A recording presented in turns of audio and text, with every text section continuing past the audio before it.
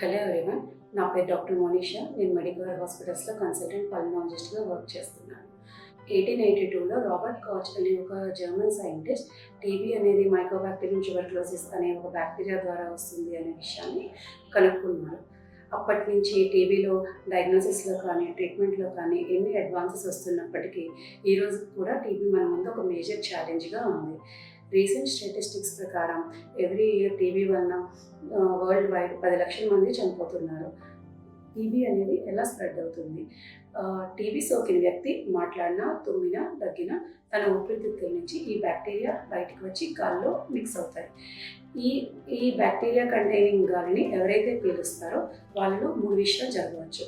కొంతమందికి no infection at all, అంటే అసలు ఇన్ఫెక్ట్ అవ్వకుండా ఉండొచ్చు. కొంతమందికి టీబీ అనేది ఇన్ఫెక్ట్ అయ్యి లేటెంట్ స్టేజ్లో, అంటే ఒక సప్రెసివ్ స్టేట్లో ఉండిపోతుంది. వీళ్ళకి ఫ్యూచర్లో ఎప్పుడైనా సరే ఏదైనా కారణం వల్ల ఇమ్యూనిటీ తగ్గినట్లయితే అప్పుడు అది యాక్టివేట్ అవుతుంది. థర్డ్ పాసిబిలిటీ, డైరెక్ట్గా యాక్టివ్ ట్యూబర్క్లోసిస్గా డెవలప్ అవ్వచ్చు. ఇవి ముఖ్యంగా ఎవరిలో జరుగుతుంది అంటే ఎక్స్ట్రీమ్స్ ఆఫ్ ఏజ్, చిన్నపిల్లల్లో కానీ పెద్దవాళ్ళు మోర్ దెన్ 60 years, అలాగే క్యాన్సర్కి ట్రీట్మెంట్స్ తీసుకుంటున్న, అన్కంట్రోల్ డయాబెటీస్ ఉన్న, ప్రెగ్నెంట్స్లో, ఆల్కహాల్ పేషెంట్స్లో, ముఖ్యంగా హెచ్ఐవి రీసెంట్ చాలా ఎక్కువ చూస్తున్నాం. హెచ్ఐవి, క్యాన్సర్కి ట్రీట్మెంట్ తీసుకుంటున్న, ఏదైనా వేరే కారణాల కోసం స్టిరాయిడ్స్ కానీ ఇమ్యూనోసప్రెషన్ కానీ తీసుకుంటున్న వాళ్ళకి ఇది ముఖ్యంగా రావచ్చు అనమాట. సో ఒకసారి టీబీ వచ్చినట్లయితే ఆ పేషెంట్ వాళ్ళకి తెలిసిన తర్వాత దగ్గినప్పుడు కానీ తుమ్మినప్పుడు కానీ కర్చీఫ్ని కానీ టిష్యూని కానీ హ్యాండ్ని కానీ నోటికి అడ్డు పెట్టుకోవాలి. అలా నేర్చుకోవాలి. సో దట్ వాళ్ళ నుంచి వేరే వాళ్ళకి అది స్ప్రెడ్ అవ్వకుండా ఉంటుంది. అట్ ది సేమ్ టైం ఎక్కడ పడితే అక్కడ ఉమ్మటం ఇట్లా చేయకూడదు అనమాట. టిష్యూని యూజ్ చేసినట్లయితే ఆ టిష్యూని వెంటనే డిస్పోజ్ చేయాలి. హ్యాండ్ని యూజ్ చేస్తే దాన్ని వాష్ చేసుకోవాలి.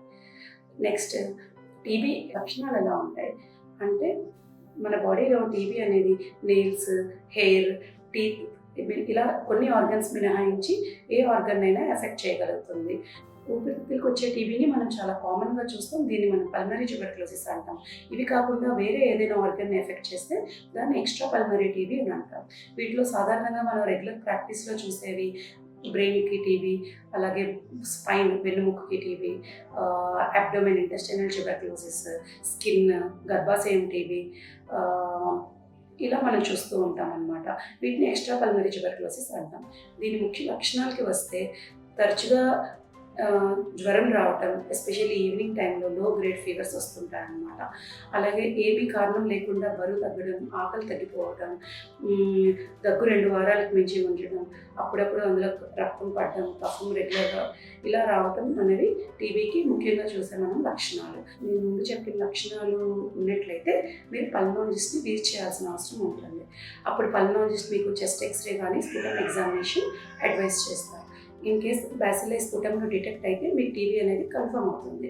ఇన్ కేస్ కొన్నిసార్లు టీబీ లక్షణాలు ఉన్నప్పటికీ కూడా స్పుటం టెస్ట్లో డిటెక్ట్ అవ్వదు అనమాట. అలాంటప్పుడు అవసరం బట్టి సిటీ స్కాన్ కానీ బ్రాంకోస్కోపీ కానీ అడ్వైస్ చేయడం జరుగుతుంది.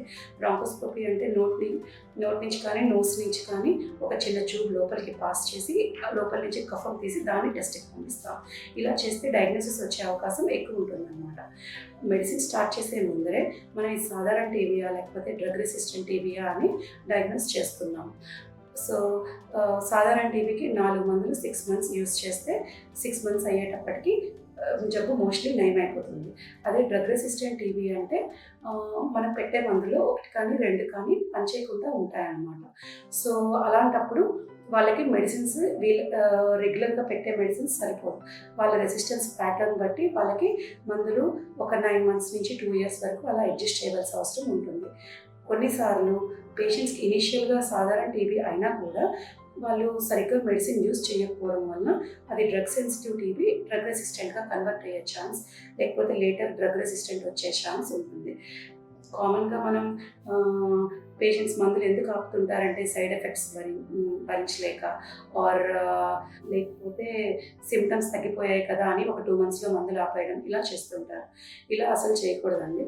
చేస్తే అవి మళ్ళీ ఫ్యూచర్లో డ్రగ్ రెసిస్టెంట్ టీబీ వచ్చే ఛాన్స్ ఉంటుందన్నమాట. టీబీకి మెడిసిన్స్తో పాటు మంచి న్యూట్రిషియస్ ఫుడ్ తీసుకోవడం అనేది చాలా ఇంపార్టెంట్.